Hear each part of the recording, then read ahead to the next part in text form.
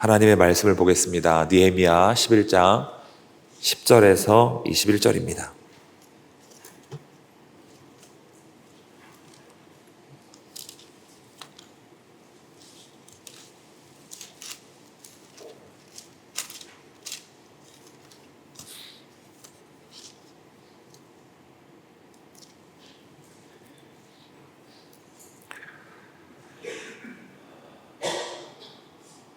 교독으로 보시겠습니다. 제가 먼저 읽겠습니다. 제사장 중에는 요아립의 아들 여다야와 야긴이며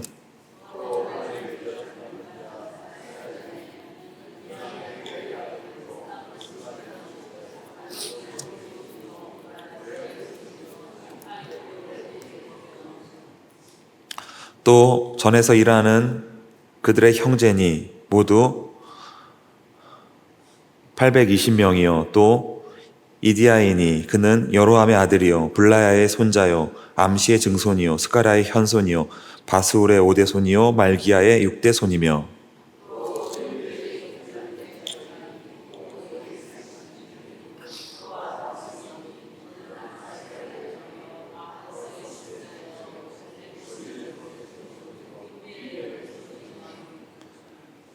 또 그들의 형제의 큰 용사들이니 모두 128명이라 하그돌림의 아들 삽디엘이 그들의 감독이 되었느니라.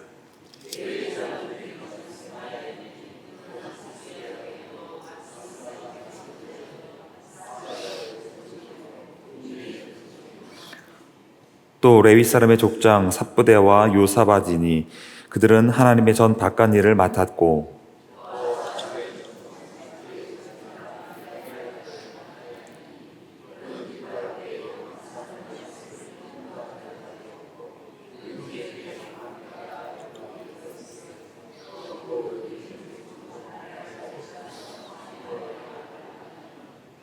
거룩한 성의 레위 사람은 모두 284명이었느니라.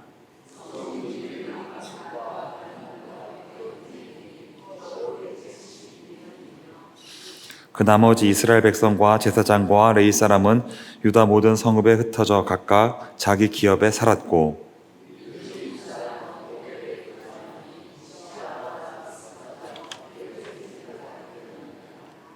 아멘. 오늘도 하나님께서 말씀을 통해 저와 여러분에게 은혜 부어주실 줄로 믿습니다. 오늘 본문 14절 다시 한번 보시겠습니다. 또 그들의 형제의 큰 용사들이니 모두 128명이라 하그돌림의 아들 삽디엘이 그들의 감독이 되었느니라. 오늘 본문 14절은 제사장을 용사로 소개하고 있습니다. 여러분 아시겠지만 제사장은 용사가 아닙니다. 제사장은 전쟁에 참여하는 사람이 아닙니다. 제사장은 성전의 일을, 성소의 일을 전담하는 사람입니다. 그렇다면 오늘 본문 14절은 왜 제사장을 용사로 소개하고 있을까요? 그 이유가 무엇일까요? 제사장도 성소를 더럽히는 세력과는 맞서 싸울 수 있는 용사가 되어야 했기 때문입니다. 역대하 26장을 보면 남유다 우시야 왕이 교만하여 성전에 들어가서 분향을 하려고 하자 제사장 80명이 어떻게 했습니까?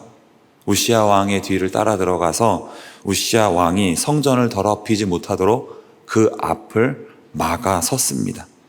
이런 제사장들이 바로 용사입니다. 자, 그렇다면 제사장도 용사가 되어야 한다. 이것이 오늘을 살아가는 우리에게 주시는 메시지는 무엇이겠습니까? 하나님의 백성은 영적인 제사장이 되어 영적인 용사가 되어 교회의 거룩성을 수호해야 한다는 것입니다. 자, 그렇다면 여러분, 거룩은 무엇이겠습니까? 거룩은 무엇일까요? 레위기 19장 19절은 거룩에 대하여서 이렇게 말씀하고 있습니다. 너희는 내 규례를 지킬지어다 내 가축을 다른 종류와 교미시키지 말며 내 밭에 두 종자를 섞어 뿌리지 말며 두 재료로 직조한 옷을 입지 말지며. 거룩에 대하여 뭐라고 말씀하고 있습니까? 다른 두 종류의 가축을 교미시키지 않는 것이 거룩이라고 말씀하고 있습니다. 밭에 두 종자를 섞어 뿌리지 않는 것이 거룩이라고 말씀하고 있습니다. 두 재료로 직조한 옷을 입지 않는 것이 거룩이라고 말씀하고 있습니다. 여러분, 거룩은 다른 게 아니에요. 세상에 물들지 않는 것이 거룩입니다. 세상과 타협하지 않는 것이 거룩입니다. 세상과 혼합되지 않는 것이 거룩입니다. 모세가 율법을 받기 위해 시내산에 올라갔어요.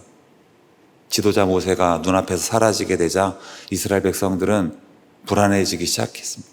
불안해지니까 어떻게 했습니까? 악한 말을 쏟아냈습니다. 원망하는 말을 쏟아냈습니다.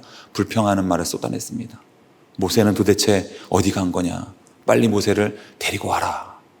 그럼에도 불구하고 모세가 나타나지 않자 이스라엘 백성들이 어떻게 했죠? 아론을 재촉하여 금부치들을 모아다가 송아지 우상을 만들어냈습니다. 아론은 영적인 제사장이 되어 영적인 용사가 되어 교회의 거룩성을 수호하지를 못했던 것입니다. 그렇다면 아론이 영적인 제사장이 되어 영적인 용사가 되어 교회의 거룩성을 수호하기 위해서는 어떻게 해야 했을까요? 모세처럼 성난 이스라엘 백성들을 향하여서 이렇게 선포해야 했습니다. 너희는 가만히 있어 주가 하나님됨을 알지어다. 그러나 아론은 그렇게 하지를 못했습니다. 오히려 성난 이스라엘 백성들의 비위를 맞추느라 어떻게 했죠? 금부치들을 모아다가 송아지 우상을 만들어냈습니다. 그래서 교회의 거룩성이 훼손돼 버렸습니다. 아론은 가나안의 타락한 종교에 물들어 버리고 말았던 거예요. 아론은 가나안의 타락한 문화에 물들어 버리고 말았던 것입니다. 모세가 시내산에서 내려왔어요. 내려와서 봤더니 모두가 우상 숭배에 빠져 있었습니다. 모세가 진노해서 어떻게 합니까? 송아지 우상을 부수어 버렸습니다. 가루로 만들어 버렸습니다. 그걸 물에 타서 이스라엘 백성들에게 마시게 했어요. 그리고는 이스라엘 백성들을 향하여 소리쳤습니다. 외쳤습니다. 하나님 편에 설 자가 누구냐? 그때 레위 지파가 모세의 편에 섰습니다. 모세가 레위 지파를 향하여서 이렇게 말했습니다. 우상 숭배자들을 다 죽여라. 그날 레위 지파가 우상 숭배자 3,000명을 도륙하고 죽였습니다. 그랬을 때 하나님의 진노가 멈추었습니다. 모세와 같은 사람들, 레위 지파와 같은 사람들, 그런 사람들이 거룩한 사람입니다. 그들은 세상에 물들지 않았습니다. 세상과 타협하지 않았습니다. 세상과 혼합되지 않았습니다. 그래서 그들이 교회의 거룩성을 수호할 수가 있었던 것입니다. 민수기 25장에 나오는 이야기입니다. 이스라엘이 시딤 지역에 머무르고 있을 때 이스라엘 남자들이 모함 여자들과 음란의 죄를 지었습니다. 우상 숭배의 죄를 지었습니다. 그때 모세의 결단이 무엇이었습니까? 그 음란의 죄를 지은 사람들, 그 우상 숭배의 죄를 지은 사람들 다 처형해 버렸습니다.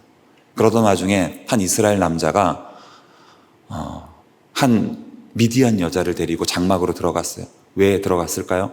음란의 죄를 짓기 위함이었습니다. 그때 아론의 손자 비느하스가 창을 들고 그 장막 안으로 들어가서 그들을 창으로 찔러 죽였어요. 그랬을 때 하나님의 진노가 멈추었습니다. 모세와 같은 사람들, 비느하스와 같은 사람들, 그런 사람들이 거룩한 사람입니다. 그들은 세상에 물들지 않았습니다. 세상과 타협하지 않았어요. 세상과 혼합되지 않았습니다. 그래서 그들이 교회의 거룩성을 수호할 수가 있었던 것입니다. 그렇습니다. 하나님의 백성은 거룩해야 하는 것입니다. 하나님의 백성은 세상에 물들어서는 안 되는 것입니다. 세상과 타협해서는 안 되는 것입니다. 세상과 혼합되어서는 안 되는 것입니다. 여러분 기억하십시오. 거룩이라고 하는 것은 단순히 죄를 안 짓는 그 차원을 넘어서는 것입니다. 거룩하라는 것은 더 높은 도덕성을 요구하는 것입니다. 거룩하라고 하는 것은 세상과의 구별됨을 요구하는 것입니다. 만약 성도가 세상 사람들과 똑같다면, 세상 사람들처럼 점이나 보러 다니고 돈밖에 모르고 복권이나 긁고 게으르고 나태하고 술 마시고 담배 피고 악한 말이나 늘어놓고 세상의 말이나 늘어놓고 음란한 말이나 늘어놓고 원망하고 불평하고 저밖에 모르고 이기적이라면 보통 문제가 아닌 것입니다. 성도에게는, 하나님의 백성에게는 죄의 유무를 떠나서 더 높은 차원의 거룩함과 구별됨이 요구되는 것입니다. 그 거룩함과 구별됨이 없이는 세상에 영향력을 끼칠 수도 없고 세상을 변화시킬 수도 없는 것입니다. 사랑하는 성도 여러분, 이후로는 세상에 물들지 않는, 세상과 타협하지 않는, 세상에 혼합되지 않는 그런 순전한 신앙의 소유자가 되어 교회의 거룩성을 수호할 수 있기를 오늘 이 새벽 우리 주님의 이름으로 축복합니다. 하나님 아버지, 오늘도 이 새벽 귀한 말씀 허락해 주셔서 참으로 감사를 드립니다. 오늘 주신 말씀대로 저희들 이후로는 세상과 구별된 거룩한 믿음의 권속들이 다 되게 하여 주옵소서. 그리하여 세상을 변화시키는 사명자로 다 쓰임받게 하여 주옵소서. 오늘도 귀한 말씀 허락해 주신 것을 감사드리며 이 모든 말씀 우리 주 예수 그리스도의 이름으로 기도드리옵나이다. 아멘.